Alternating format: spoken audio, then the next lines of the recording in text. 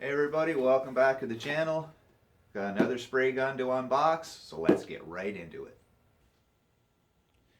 Okay guys, so you can tell by the picture on the box, kind of looks like a Black Widow from Harbor Freight, which also kind of looks like a Sata. So let's just take it out of the box and see what we got.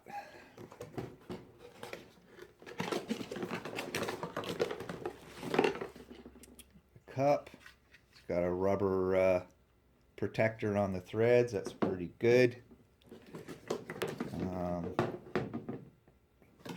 Away. Instructions. I'll have a browse through those off camera. The box itself does boast that it has a 70% transfer efficiency. Pretty familiar looking bag. This looks like the same bag that fake GTI came in.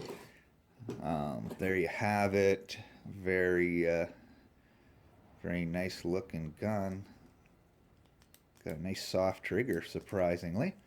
Yeah, so what else is in the box? Get a tool kit and one of those paint strainers that goes in the gun that I don't use, and that's pretty much it. So let's look at the gun. Very nice looking spray gun. I want you to disregard that it says Cosmic on the side of the gun here and on the air cap up here also. So this is an Lvlp 5500 model apparently.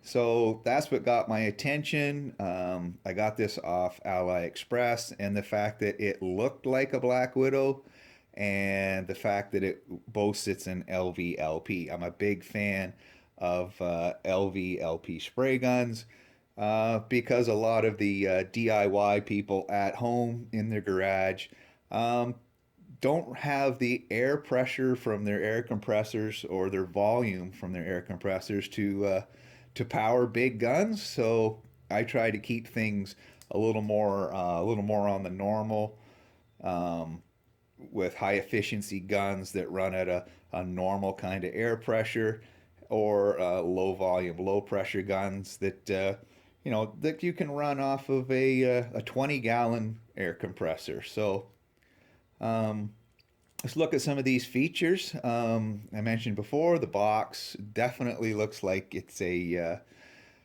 Black Widow or a Sata, so you can tell by the shape here of the handle and the control knobs and their locations.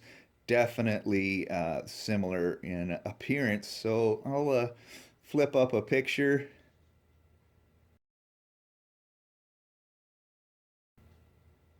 And you can definitely see there is some definite similarities.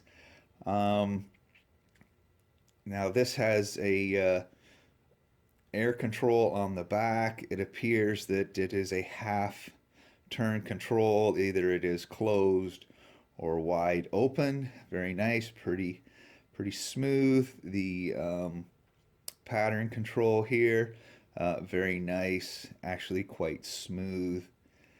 And the fluid control, very coarse threading here on the fluid control. Very nice, actually very smooth operating. They're not stiff at all. So let's have a look at the air cap here, the front of the air cap. Let me bring it up. Very nice looking brass air cap. Now I'm gonna flip up a picture of the same air cap off of the Black Widow, so you can have a quick look at its similarities. That it has a tight 3-hole pattern here on the face, and a smaller followed by a larger hole on the air horn. So let's have another look at this cup. Came with the protector on it, which is kind of nice. Has a band here. Satas also have some kind of band marker on their cup, so I think that's kind of a little bit of a copy situation going on there. Very nice. I'd say that's probably almost less than an eighth of a turn cap. And the vent, unfortunately, it doesn't look like that hole is drilled all the way through in this in the cap portion here. Not a big issue though. Very nice looking cup. Wants to run away. So give me a minute. I'm going to tear this gun down and look at some of the features. Alright guys, I got the gun all tore down. First thing I noticed was this black coating on the outside. Does not appear to go down into the body of the gun. You can see the machined aluminum here. Now there is a light packing oil on the pieces. That'll clean off quite easily. But it is very well machined. Their holes have no burrs on them. Yeah, so the black coating doesn't go down inside there, nor down inside of the where the cup goes on. There is some type of a O-ring down in there to help seal the cup. Very nice looking gun body overall. Now I have found this same gun on the internet, and it doesn't have this labeling on it that I mentioned earlier. So I said disregard that, because I found a wholesaler that will sell these guns at a very reasonable price with no markings on them. So interesting fact.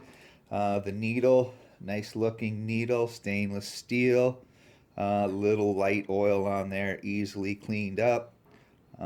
There's no ridges on the tip here. It comes up nice and smooth. It does have a small air baffle that goes inside to help direct the airflow. Now the fluid tip, very nice. It has nicely machined. There's no burring on it that I can feel, and it does have some type of a plastic gasket to help it seat up into the body of the gun.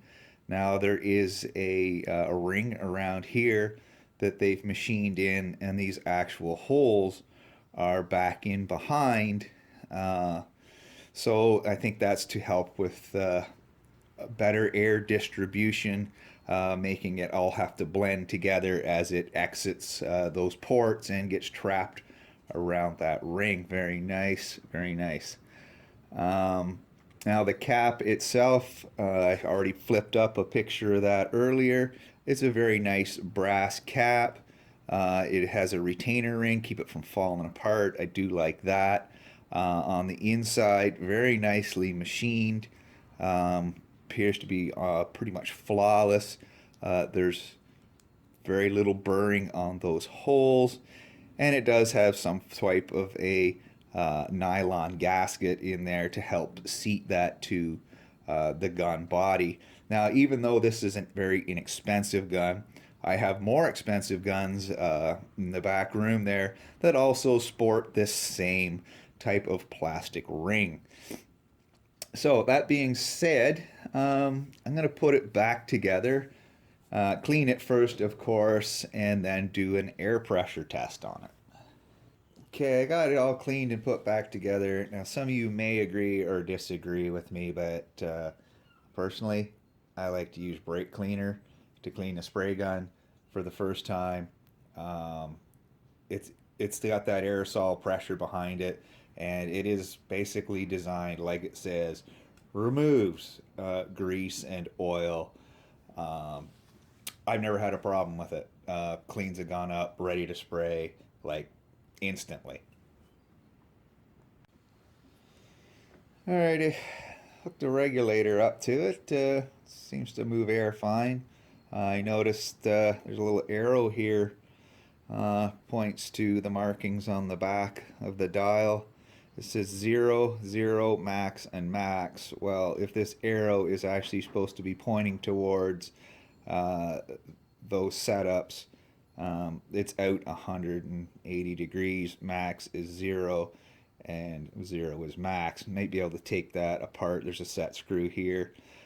Fix that up. But I'm going to run it wide open anyway because I always run a regulator. And I did put the regulator on. Like I said, I ran some air through it. Not real big on this rotating air connection here. I understand that the Black Widow has this same feature. I've never owned a gun that has that feature, but I think that's going to be a bit of a pain in the ass. But anyway, that's it for this one, guys. I'm going to get around to doing a spray out on these panels you see in the background here. They're part of that truck box.